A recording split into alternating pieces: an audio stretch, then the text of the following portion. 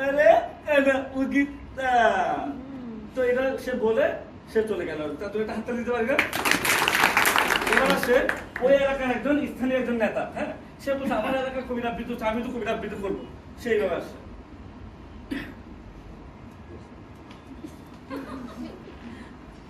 ওই গাছটা তাল গাছ, ওই আমাদের গাছ, ওইখানে বাস করে এই কানামুখির এই ছাপ।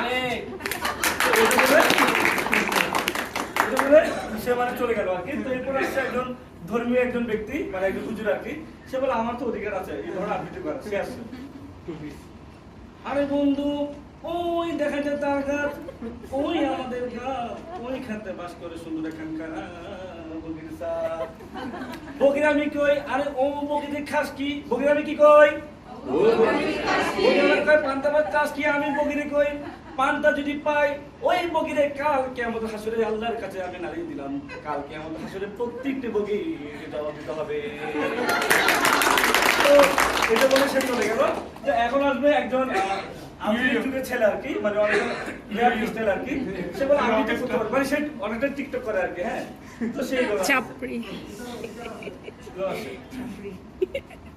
ওই দেখা যায় তাল গাছ, ওই আমাদের গাছ, ওইখানে বাস করে কানামুখী ছাপ। ও মুখের কাজ কি? পান্তা ভাত চাষ কি? পান্তা আমি পাই না, পুঁটি মাছ পাই না, একটা যদি পাই অমনি ধরে গাবুস গুবুস খাই।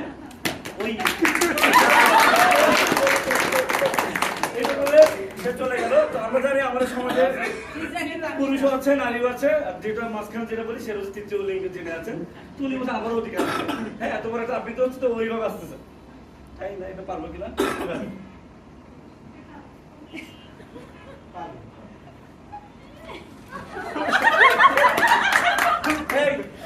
চেষ্টা কেন রে? ওই দেখা যায় তাল গাছ, ওই আমাদের গাছ, বাস করে কানামুখির ছাপ। পান্তা ভাত চাষ কি? পান্তা আমি পাই না, পুঁটি মাছ পাই না, একটা যদি পাই অমনি ধরে গাবুস গুবুস খাই।